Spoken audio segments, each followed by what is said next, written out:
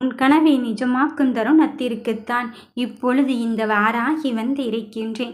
வாராகி வாராகி வரும் வேளையிலே இனி உனக்கு ராஜயோகம்தான். எந்த விஷயம் நடக்குமோ நடக்காதோ என்று ஏங்கிக் கொண்டு இருந்தாயோ அந்த ஏக்கத்திற்கு விடை கொடுக்கும் நேரத்தை நான் இப்பொழுது குறித்து விட்டேன்.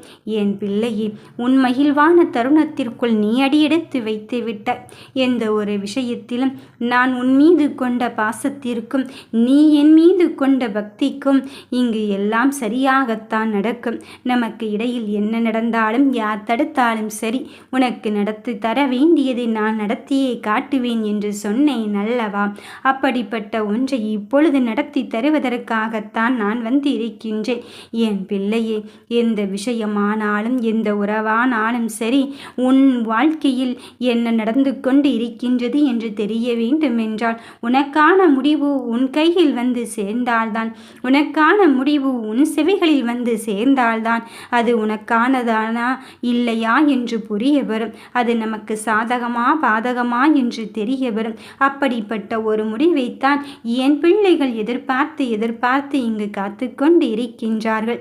என் தங்கமே, நீ காத்து கொண்டு இருக்கும் விஷயத்திற்கு நான் பதில் கொடுக்கும் தருணமாகத்தான் இப்பொழுதே நான் வந்து கொண்டு இருக்கின்றேன். நீ எதை நினைத்து இங்கு வருந்தி கொண்டு இருந்தாயோ, நீ எதை நினைத்து இங்கு கலங்கிக் கொண்டு இருந்தாயோ அத்தனை விஷயத்திற்கும் நான் விடை கொடுக்கும் தருணமாக வந்து கொண்டு இருக்கும் போது நடப்பதையும் நடக்கப் போவதையும் நினைத்து உன் மனதிற்குள் நீ குழப்பமே அடைய வேண்டாம்.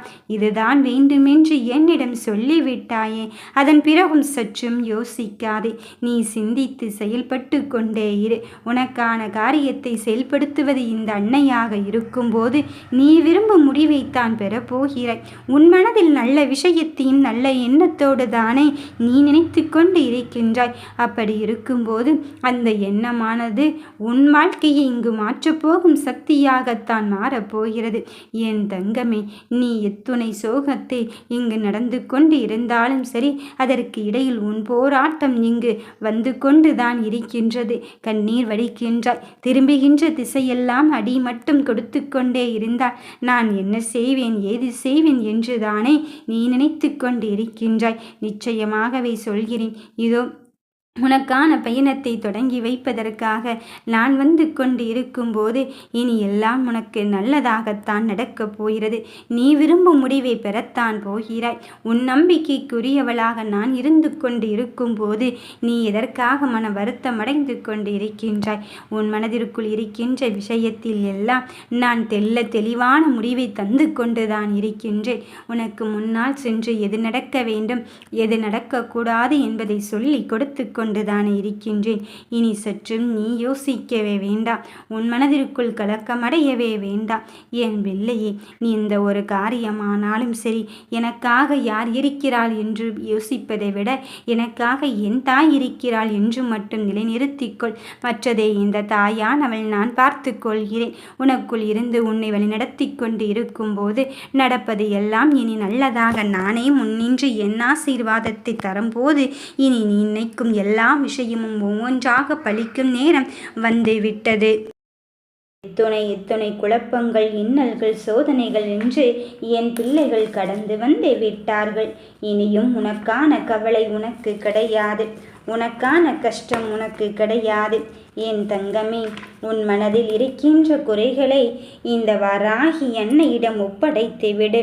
உன் விருப்பப்படித்தான், இந்த அன்னையின் அருள்படித்தான் ஒவ்வொரு திருப்பமும் உன் வாழ்க்கையில் ஏற்பட போகிறது.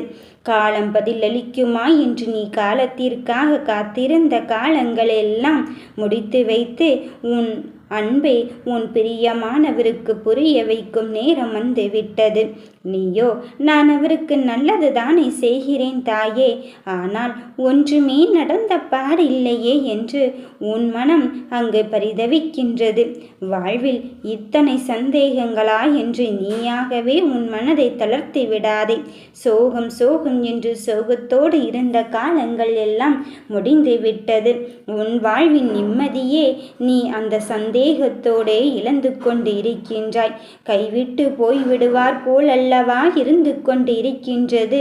அவர் மீண்டும் வருவாரா, வரப்போவதில்லையா என்று உன் மனம் தவியாக தவிக்கின்றது. என் கூடவே இருந்துவிட்டு சில பேர் என்னை விட உயர்ந்து விட்டார்களே என்று நீ நினைக்கலாம். ஆனால் வாழ்க்கையின் விதிப்படித்தானே உனக்கு நடந்து கொண்டிருக்கின்றது. உனக்கு எது எப்பொழுது தர வேண்டுமோ அதை அப்பொழுது சரியான தருணத்தில்தான் இந்த அன்னையானவள் நான் தந்து கொண்டிருக்கின்றேன். கலங்காதே என் பிள்ளையே. மற்றவருடன் உன்னை ஒப்பிட்டு பார்ப்பது அதை பயனளிக்கப் போவது கிடையாது. எல்லளவும் அந்த விஷயத்தை மட்டும் நீ கையில் எடுத்து கொள்ளாதே.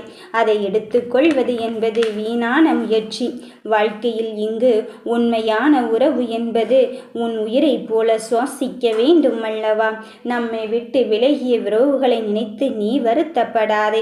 அவர் நமக்கானவராக இருக்கும் போது நிச்சயம் நீ அவருக்கு நல்லதை நினைக்கும் போது உன்னை தேடி வரத்தான் போகிறார். நீயோ அங்கு என்னென்ன தேவை என்பதை உணர்ந்து கொள். உனக்கான பாதையை உருவாக்கிக் கொள். மலையில் உருவாகும் அருவிதானே தன் பாதையை தானே தேர்ந்தெடுத்து கொள்கிறது. அதேபோல் அவர் உன்னிடத்தில் வந்து சேர்வதற்கான ஒரு லட்சியத்தை உருவாக்கிக் கொள். அதற்காக உன் அன்பை வைத்து அவரை தொல்லை செய்ய வேண்டாம். உன் லட்சியத்தில் நீ உறுதியாக இரு. அப்படி இருந்தால் மட்டும்தான், உன் எண்ணங்கள் தெளிவாக இருந்தால் மட்டும்தான் உன் பாதையை நீ தேர்ந்தெடுக்க முடியும். உன் எண்ணமும் செயல்களும் மட்டும்தான் நீ யார் என்பதை அந்த அன்பரிடம் புரிய வைக்கப் போகிறது. நமது வாழ்க்கையில் உண்மையான வெற்றி பெற இறைவன் வழங்கிய நேரான பாதையை தேர்ந்தெடுக்க வேண்டும் அல்லவா? அப்படித்தான் இந்த அன்னையானவள் நான் உனக்கு முன்னால் சென்று நீ நேர்மையுடன் துணிந்து செயல்படுவதற்கான வழிபாதையை, வெற்றி பாதையை உனக்கு அமைத்து கொடுத்திருக்கின்றேன். அதில் எந்த ஒரு மாற்று கருத்தும் கிடையாது.